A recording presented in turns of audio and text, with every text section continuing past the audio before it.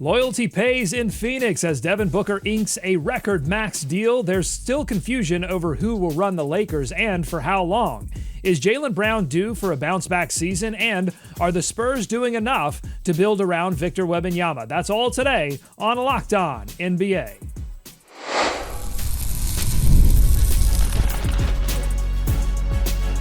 You are Locked On NBA, your daily NBA podcast. Part of the Locked On Podcast Network, your team every day. Welcome to Locked On NBA. Thanks so much for making us your first listen of the day. We are free. We are available wherever you get your podcast, part of the Locked On Podcast Network, your team every day. This episode is brought to you by Monarch Money. Take control of your finances today with Monarch Money. Use code LOCKEDONNBA at monarchmoney.com for 50% off your first year. I'm Doug Branson, host of Locked On Hornets and your Shot Clock Sherpa, guiding you through the NBA's biggest stories every day with the help of Locked On's local experts. And I've got two of the best with me, as always, from the Locked On Nuggets podcast and senior NBA writer for the Action Network. It's Matt Moore. Matt. Find yourself somebody who loves you as much as the Phoenix Suns love Devin Booker. And from the Locked On Bulls podcast, we've got Haize. Haize. So, Matt, you're trying to tell me that you don't think me and Doug love you? Is that what you're saying? That's crazy. If you love me, you give me $500 million, Haize. That's how that goes. I can pay you in Skittles. What's Max? Yeah, what's Max Skittles? That's what I want to know. So today's max deal of the day goes to Devin Booker, who just inked a 2-year, $145 million max extension with the Phoenix Suns, making him the highest paid player in the league by annual salary.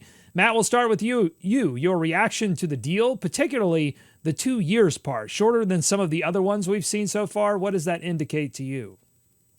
I mean, typically these are built on long-term planning, right? Like, we're going to give you this 2-year and then we'll give you this other one down the line because they're all kind of in sync. We saw Harden do some of this with the Houston Rockets, with Daryl Morey at certain times. You know, there's a lot of conversation, I think, on social media about how can this be the highest paid player in the NBA? A lot of it is just, you have to recognize what he means to the Suns franchise. And the challenge there is, if you're an outsider, you're like, yeah, you love him. You should love somebody who's actually good. Now, I think Book's awesome, but he's not this level. And this is kind of the problem with everything about our current CBA is a little messed up. But one of the problems, Haize, is if you really value a guy, you're going to give him this type of money, even though he's not on that type of level. I don't think anybody in Phoenix is like Devin Booker. Well, they would say it, but they don't actually believe Devin Booker is as good as Nikola Jokic or Giannis Antetokounmpo or Luka Doncic or Shai Gilgeous-Alexander. I don't think any of those guys, they would believe that, but he means that much to their franchise. I think now, look, Book, time's running out. It's time for him to actually prove that he's as good as the perception in Phoenix has been of him. Yeah, I mean, it's all eyes on Devin Booker now, right? It's all eyes on what he can do because he's the guy that it's now built around again. I mean, we know Bradley Beal's still there, but you look at everything that they've done, it's all been complimentary to. Nobody's taking the limelight away from Devin Booker. So, him getting that money is an investment from the franchise. He was involved in hiring the new coach. Reportedly, they hired the guy that was the favorite on his list. So this is all eyes on Devin Booker. And what can you do with it? Now you have the keys to the franchise. What's the next step? Yeah, you still got some roster things that they need to fix that's not on Devin Booker, but it really is all eyes now on what Devin Booker can be as that number one guy. What do you think about what Matt said there, Haize, about this being a little bit of a loyalty premium? Do you think that that's true? Would Devin Booker have commanded this in the open market? And your reaction to the negative fan reaction to Devin Booker being the highest paid player in the NBA? No, he wouldn't have got this out in the open market. I don't believe he would have gotten this out in the open market. I think, he would have got paid. He probably would have gotten really good money, but I don't know if this is a investment from the franchise you're already with. This is one of those deals. As far as the backlash on it, I mean, I can understand it. You just got yourself out of or you're still trying to get yourself out of a bad financial situation. Giving him this extension right now when you didn't have to yet. You could have waited a little bit longer and seeing that. I think I can understand that from a fan base of a team that's still they started digging themselves out that hole, but they're not out of it all the way yet. Matt, should they have waited? I think that I think Book gets this on the open market. we see guys that are not worth it all the time get paid big money. So I still think that he gets it. Like the Orlando Magic would pay for this. The New York Knicks would pay for this. Like a lot of teams would have paid for Devin Booker to be their guy. Like he does flash that type of potential. He has been the best player, or at least tied with the best player on a team that went to the finals. Like he does have success in his rear view. So I think he would have gotten this on the open market, and I'm not overly reactive to. I don't think you wait, because I think that sometimes it's best if, especially if you're the Suns and everything looks so bleak, and you're like, no matter what, at least we still have Book. Like he's their safety blanket. Is like no matter what, they've still got Devin Booker. So where is all of this negative reaction coming from then? I mean, is it that he sort of struggles on the defensive end, and everything we've been hearing is about two-way play? Everything we saw in the finals is two-way play. And here we have someone that can definitely score a lot of points. Can he do it efficiently? I mean, is that where this negative reaction is coming from to him being the highest paid player in the NBA, or is it something else? I think it's been 4 years since the finals, and it feels like they've gotten worse every single year. And the problem is that when you look at it, you're like, you got worse and Kevin Durant. You got Kevin Durant and you got worse. And that's a whole other thing that's a big conversation to have. That's very thorny. But I do think that's part of this. Is like, if we had this conversation back in 2022, even coming off of that failure, that absolute meltdown versus the Mavericks, then we would still be like, well, yeah, I mean, Book's worth this. But it's been a couple of years. His last season was just miserable. He was miserable last season. Everybody on Phoenix was miserable. But I think a lot of it is like, you have to not overreact to that. You got to look at the arc of that guy's career and what he's accomplished and what he's been. And the other thing I will say is a lot of this gets into, what is it like to have him in the building, right? And every indication has been the Book's awesome to have in the building. He's not the most complete player. He's not the most well-rounded. He doesn't rise all tides. He hasn't found the impact at age 28, and that's a problem. But he still brings enough for, I think, them to want to build their team around him from a culture standpoint. And that's a really nice sentiment. The idea that you can be a nice guy and cash in. But I don't know that the nice guys win championships. I don't know. I don't know the answer to that question. Matt, the Miami Heatles, the big three, they were under contract for $327 million over 6 years combined. And we've seen $250 million extensions given to Chet Holmgren for, I believe that was 4 or 5 years. And now we have this 2-year for $145 million. Again, 327, 6 years combined for the Heatles. Are these contracts just a natural progression of the league's growth, or is this due to plateau or crash at some point, or does the line just keep going up? I mean, this is a very good point made by everybody. Is these things are all built off of percentages of the cap. Like it's based off of where the cap is at. If the cap goes up, these contracts go up. If the cap goes down, these contracts go down. That said, I find it very notable that the Minnesota Timberwolves, Boston Celtics, Los Angeles Lakers, and Dallas Mavericks have all sold over the last 3 years. That has not escaped me. And there continues to be a level of me of like, did the rich folks just get off on the lifeboat? Did they just take the lifeboat off the Titanic? That's what I keep worrying about.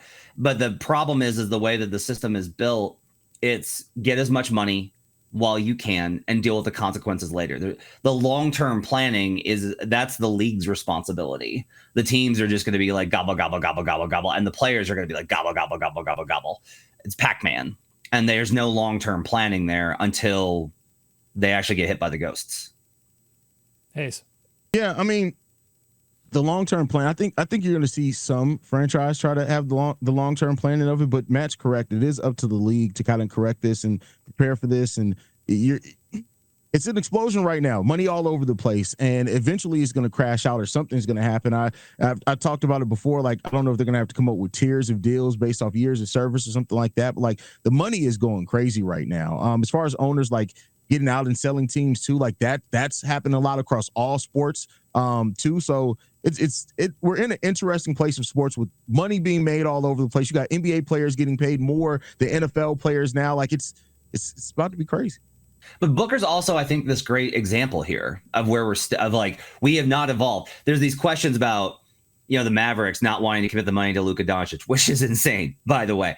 But also, like the Grizzlies are going to face the same question with Ja of like, Do we really want to put the fate of the franchise and give that kind of money to Ja Morant? There's going to consistently be these questions over the coming years of, is this guy really worth it? Or do we move on? Like, is being without this level of talent better if we don't have to commit to that money? But we see Booker here. The Suns are a train wreck. It's a disaster zone. Booker hasn't led them anywhere in the last 3 years. Since CP3 left, they have not been good enough. And yet he gets this, not a new free agency deal, an extension at this level to make him the highest paid player. And it shows you how teams still operate, is that there will always be this, if I like you and you like me and you're good and you're a certain level, we'll still throw the money in there. I mean, you raised an interesting. I'm sorry. Go ahead. No, go ahead. Go ahead. I was gonna say, man, you raised an interesting point too, because it's almost like people have forgotten the way that Devin Booker was viewed before Chris Paul got there. Like, he was viewed as a player that was a really good scorer, but not like that guy. That's why Chris Paul had to come there. And now it's almost like that's forgotten by this completely ownership group. So it is what it is there. But like, it's this Devin Booker contract is going to be a fun one to watch how the reactions are over the next few years. All right, coming up on Locked On NBA, we move from players taking big money, maybe enough money to own a franchise someday, to the current owners of these franchises, in particular the Los Angeles Lakers. Who's going to be running things for the next 5 years? Conflicting reports about that. We'll talk about that. Plus, is this a bounce-back season for Jaylen Brown? What's the potential of a bounce-back season, and what could that mean for the Celtics' contention hopes in the East without Jason Tatum? That's all ahead on Locked On NBA.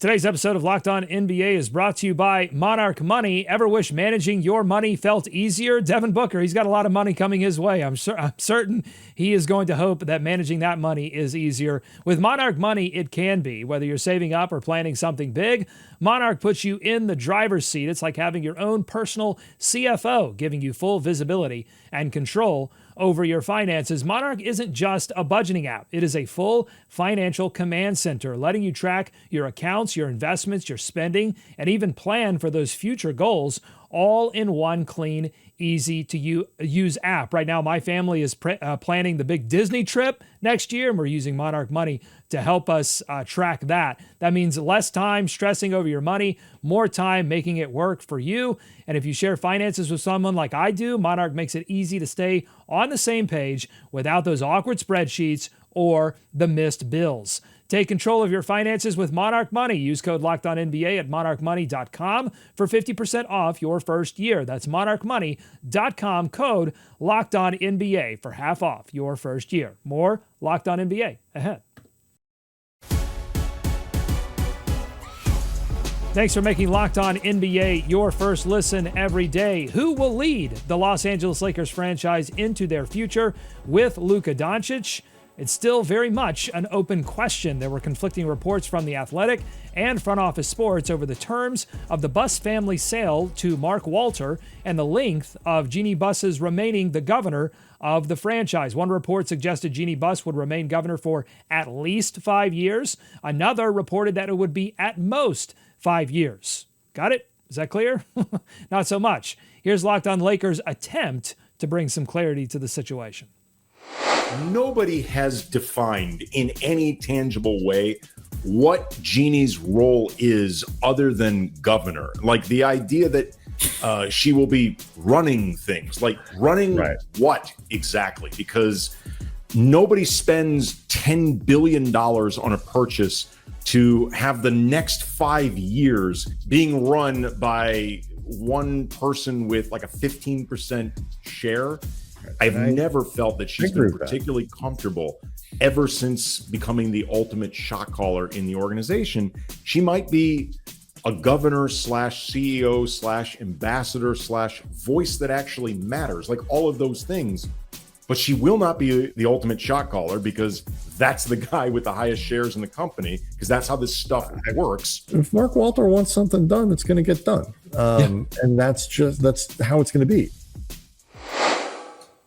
Okay, Haize, what do you think about all of that presented there by the Kamenetsky brothers and the confusion right now over who will run things, particularly when you look at the Lakers, a team that is going to have some big decisions to make around Luka Doncic and around who to put around Luka Doncic?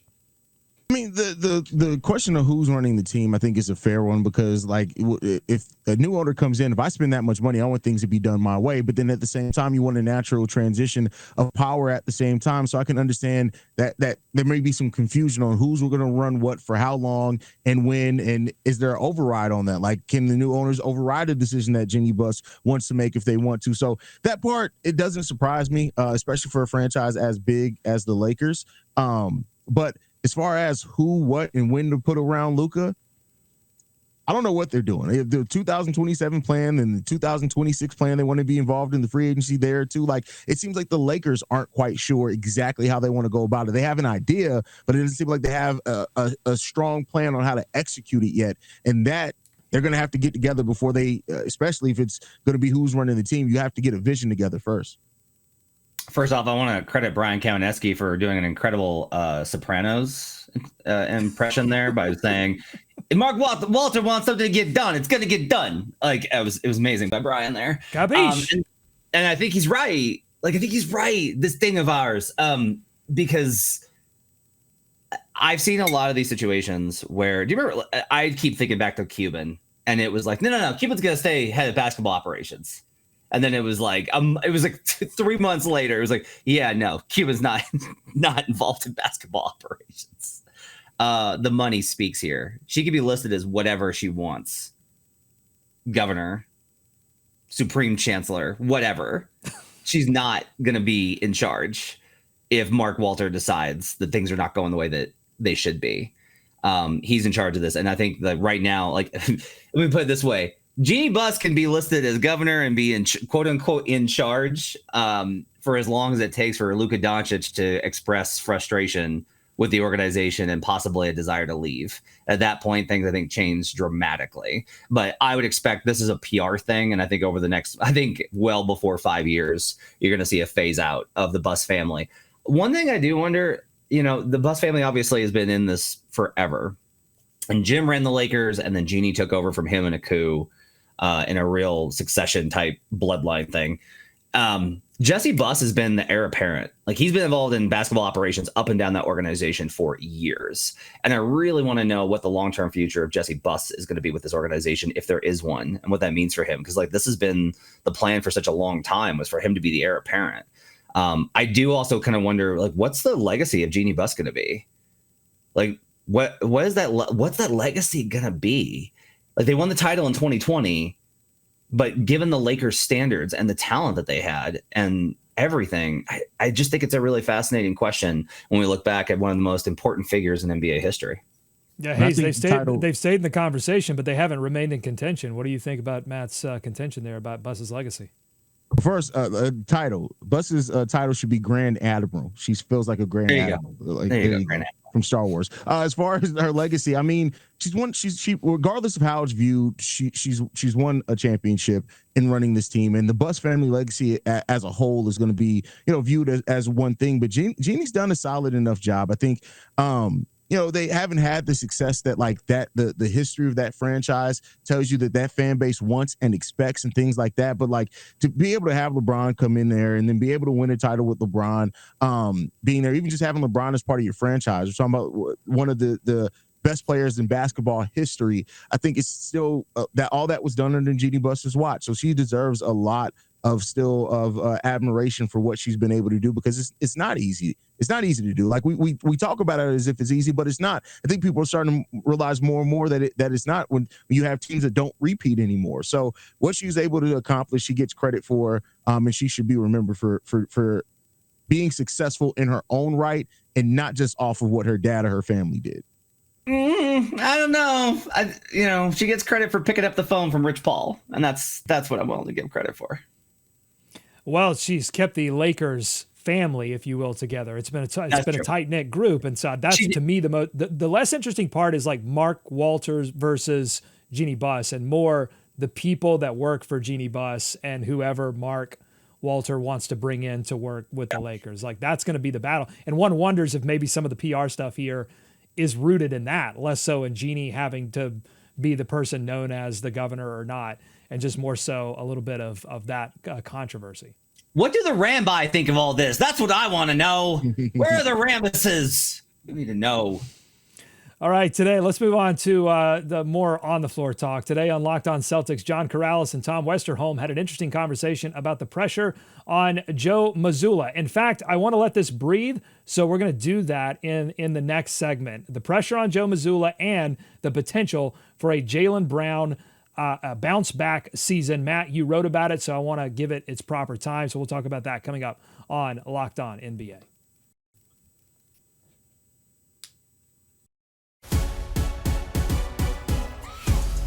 Thanks for making Locked On NBA your first listen every day. As I said before the break there, on Locked On Celtics, John Corrales, Tom Westerholm, they met and they had a really interesting conversation about this upcoming season for the Boston Celtics. I believe that FanDuel over-under line for them was around 38, 39 wins on the year. No Jason Tatum due to the Achilles injury. So what are the expectations, particularly last year's sort of, I would say even before the Tatum injury, a little bit of a disappointing showing, and then this season's prospects without Tatum. And it went into a direction, Matt, that you recently wrote about. Let's take a listen. What's the win total for even the staunchest Joe Mazzulla critics? They're going to go, okay, he did a good job. I think it's high. Actually, I think it's more than 50. Like, I think he would have to win 50 games. Jalen's trying to prove something. Yeah, this year. Jaylen, you said 50 wins. If someone played Jaylen that clip, he'd be like, bet, got it, 50. I'm going for. And I tell you what, Celtics wouldn't mind that either. Yeah, because at some point here, like the true rebuild in earnest is going to happen. And if you have this evidence of, like we're gonna go with still Jaylen and Jason and all of that stuff for the next couple of years, but this 25-26 season, you saw what he did on his own. He proved that. So pony up all the first-round picks, unprotected. All right, Matt, you wrote about the prospects of a Brown bounce-back season on your Substack, Hardwood Paroxysm. We'll link it in the show notes. Why do you think he's due for that? And then, Haize, your thoughts on that. Dealt with a wrist injury all year, and it was very evident. And it was just like, this was never a year where he kind of got on track. One of the things that led to his success in 2024 was the presence of Porzingis. And without that, I thought that he had a hard time kind of readjusting this year, where Tatum took, I think, a step forward, kind of back into that major role. Without Tatum now, I think Jaylen becomes more, this is going to be, I think, a little bit more of a pick and roll offense. And you go, how is that going to be possible? They don't have any centers. They're losing probably Horford, and they are losing Horford, according to Brad Stevens. And they've lost Kristaps Porzingis. But when you kind of look at the kind of guys that they brought in, even Garza, still having some of the guys that they've got, Xavier Tillman, I think, is probably going to have a pretty good year. Keita, actually, I think is probably going to have a step up year. When you put Brown in a more traditional offense, pick and roll, he looks a lot better, because Jalen's a guy, I think, that makes reads, and instead of just ISOing all the time. I don't love Jaylen as a switch ISO hunter. Love Tatum in that role. Don't love Brown in. I think he's better in a dynamic offense. He's a really smart player. He makes great reads. I think Jalen's going to take a big leap as far as being more of an engine this season than he's ever been. And I think that's going to lead to a lot better performance from him. Not 50 wins. That's insane, but better. Yeah, I think the Boston Celtics are going to still be a good team. I think as long as Brown is healthy, like they still got talent. They still got White there, Pritchard's still there. They still have some really solid players there. So in the Eastern Conference, they could still very well miss the play-in and be a top 6 seed. So we'll see what happens there. But Brown, this is going to be a season where I think Brown reminds people just how good he is. Not to say that people necessarily forgot, but when you're playing with a player like Jason Tatum, it's naturally to balance that out. But I think Brown's going to have a season where he could even be in contention for some postseason awards, depending on how good the Boston Celtics are. And we'll see if that's just going to lead back to is it time to break up Jason Tatum and Jaylen Brown things? Expect it this time next year for those roars to be real loud. Are the Celtics better without Jason Tatum? Up next. Exactly. Well, don't ruin my future headlines. Come on.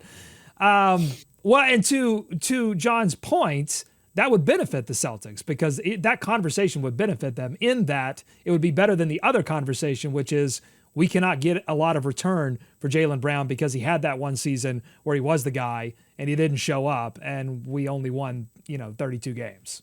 No, because then he's so good that you can't justify moving him unless you get this Godfather offer, and teams don't want to offer a Godfather offer for Jaylen Brown because, look, the win total, by the way, is 43.5. I've got him at 42.8 right now. Like this team is going to be like, but now don't get me wrong, 42.8 could be like the 2 seed in the Eastern Conference. Let's be real. But if he has this insane season, the Celtics are going to be like, look at what he did. And everyone's going to be like, yeah, they won 44 games. Cool. Right. So it makes it more likely. And honestly, here's the other problem. If he has that type of season and he recognizes and he gets that attention, like I keep thinking there has to be a sub point when Jaylen Brown's like, maybe I could be more than just the Robin here. Maybe I could be more. And I keep waiting for Jaylen to reach that moment. And if he doesn't, good on him for having a better perspective on things. Because I think the Celtics are a great organization, but I do just continue to wonder what the ramifications of this are going to be. I think Jaylen's going to have a bounce back year. I don't know if that's great for the Celtics. So we need to keep track of the fact that Matt is just predicting the downfall of every Jaylen, like Jalen Williams, Jaylen Brown. He just thinks that all the Jaylens are just going to go and get their own team. I want that officially on the record. Jalen Green's already got his own team. That doesn't count. Yeah, why are you so anti-Jalen, Matt? I'm not anti. This is the thing. I like these guys. And I just keep wondering what I don't like is I don't like the fact that Jaylen Brown to me is such a smart player, has developed, has gotten better every single year, is way better on defense than he was 2 years ago, has contributed so much to this winning franchise. I don't like it when these guys get stuck without ever finding out if they could be more. And I appreciate that because it's like I've chose to win instead. I respect it. But as a basketball fan, there's that part of me that's like, man, what if you got that chance that Harden got? What does that look like? And it's like, Harden didn't win anything. No, but he was awesome. And it was insane. And it was incredible. And we got to have these conversations about him. And I'd rather that these guys get the shine that they deserve rather than just being the Robins. Well, I think what a Celtics fan would say maybe would be it's a shame that the second apron really prevents them from giving Jaylen Brown that like the fairest of shots because he's going to have to do it under the less ideal circumstances because of the adjustments that team has had to make. So I think an interesting future conversation that I didn't have in the rundown, but we could do this summer is like what players are the top candidates for getting tired of the team that they're playing on because of their sort of subdued role. Like what are the number twos that want to be number ones? Who are the top candidates for that? So think on that. But Haize, is there a player you can think of that has more of a prove-it opportunity this season than Jaylen Brown does? It doesn't necessarily have to be because of an injury like Tatum, but is there a player that you identify as like, no, this player has to either put up or shut up this year? Paulo Ben Carroll. They went out and got the shooting around him. He's going to have a lot more spacing than what he's had before. The expectations are going to be there. Not to say that they're the same level of Jaylen Brown, but I think Paulo, this is going to be a year where Paulo can really take that next step. I think a lot of eyes are going to be on Paulo. He has an opportunity to prove a lot this season. Devin Booker, he's the highest paid player in the NBA. And now all of a sudden, no more KD. You're not going to be Beal around, kick around. It's on you, man. Like, this is up to you. You're going to have to deliver. All right, Max guys, you got to do Max things on the floor. All right, let us know what you think on YouTube, youtube.com/@LockedOnNBA. Summer League begins in Las Vegas today. Lots of eyes will be on Cooper Flagg, Bronny James. Spurs fans are going to be watching, hopefully, second overall pick Dylan Harper. Locked On Spurs zoomed out and discussed all of the moves the Spurs made this offseason, including drafting Harper, and asked if the Spurs are doing enough to put the right roster fit around Victor Wembanyama. Take a listen. Do you still feel that the roster is still not complete because of the lack of snipers? Or unless you think Julian Champagnie is going to play well enough to be consistent for nearly 82 games from the three line? That is definitely still their most glaring issue. You've never had that player that is known as the three-point shooter, like a Klay Thompson type. I'm not going to say Steph Curry because obviously he's a once in a generation, but the Klay Thompson type, the Buddy Hield type, where you can count on them to be that three-point sniper to really, really, really, you can really rely on. And Champagnie was that for them last season, in a way, but he's not that star three-point talent. He's just a very strong 3-and-D role player. And so I think, you talk about Carter Bryant, like you said, that's probably where we're at as far as, is this a good roster? Your roster is not complete when your supposed best three-point sniper is a rookie who's yet to play a game. All right, Matt, what do you think? How would you grade the Spurs' early team building around Wemby? And when are they going to have to start seriously thinking about putting the right pieces around him? I mean, look, they got aggressive. They went for De'Aaron Fox, right? Like, it's not they haven't done anything. They haven't overcommitted to the idea of getting young and being patient. They added CP3, then they went out and got De'Aaron Fox. They had Harrison Barnes as a veteran. So, like, they've done things to add some veteran talent around him. I think that they're trying to balance the two. The one thing I think that they're struggling from is too much of they still have a little bit of a, well, you know, we really like our guys. Like, you like Devin Vassell. You like Keldon Johnson. You like Jeremy Sohan, who I think very highly of Sohan. I am kind of like, are these the guys? I am underwhelmed by Vassell and Johnson's fit around Wemby, and think they would be better used as trade assets at young ages with upside to bring in established talent to be able to fit around them. I still think this team is going to be very good because of the talent and Wembanyama's leap, but I think they could be better if they got a little bit more aggressive and let go of some of these guys like Sohan and Keldon Johnson and Devin Vassell. Yeah, they're eventually going to have to let go of some of these guys. I'm not going to crucify them yet for not doing it, because I think that you still have some value you can extract from those guys where their value hasn't been affected. They're not on crazy deals or anything like that to where you can't move them. So I'm not going to. I think they've added veterans where they need to. De'Aaron Fox, really good there. Luke Kornet, Kelly Olynyk, like, these are players that I do think can help them. Harrison Barnes, who they got in a trade by being willing to take on the Harrison Barnes contract, and they got a protected first-round pick by doing that too. Like, they've made smart moves. I think as you see Castle and Harper develop, that's where you're going to see the Keldon Johnsons and the Devin Vassells kind of move on once they kind of know exactly what they have in those guys. That can come as soon as this year. That can be next offseason. It's coming, but I've been somebody with them and with other teams. You don't have to jumpstart your development yet. You don't have to. I get why there's that inkling to do it. There's that feeling to go ahead and do it, but you don't have to do it yet. You got some time here. Wemby needs to stay healthy first for an entire season. And then I think once that happens and you made the playoffs the first time with this young core, then go ahead and move them in. Their value probably be higher then anyway. It's funny because 9 times out of 10, I'm with you, Haize, on, like, you don't have to do this. You don't have to jumpstart it. You can be patient. I thought the Pelicans did such a disservice to Anthony Davis by putting this awesome team, a veteran team around him ready to compete right now. I was like, you should go slower with this. Let him build. The problem is that Victor Wembanyama is so much better than Anthony Davis. He's so much better than Anthony Davis. And that, to me, changes the timeline here, where I'm a little bit more like, I don't know, man. Wembanyama cannot know what he's doing and still shape a game and dominate it. So it's there. Go for it. Window's already open. Hit it. Yeah, I'm of two minds on this. Haize brings up the health point. I just wonder if you, like, injected the front office of the San Antonio Spurs with truth serum, if they would say, like, we're still a little bit worried about how the body's going to fill out and how it's going to develop and how it's going to deal with injuries, because his body type is such an unknown in NBA history. And the few comps that you can make do have some injury concerns. And so if they just don't want to go all in and then be, without Victor Wembanyama, worst case scenario. But the other part of me says, like, that early playoff experience for a guy like Giannis Antetokounmpo was invaluable. I think he made it in his second or third season. And so that was really great for him. So, all right, I swear we're going to talk about Summer League. You can listen to Locked On NBA Game Night tonight. They're going to recap all of the Summer League action that starts today in Las Vegas, and then we'll come back on tomorrow, and I'll get some Summer League thoughts from Matt and Haize, but there have been just too many other juicy topics to get to in the meantime. But we are out of time for this edition of Locked On NBA. Thanks to Matt and Haize for their expertise every day. Subscribe to the podcast wherever you get podcasts, including YouTube. Check out Locked On NBA Game Night. It's on this feed. Enjoy today's Summer League action and tonight. Be kind to each other. We'll see you right back here tomorrow on Locked On NBA.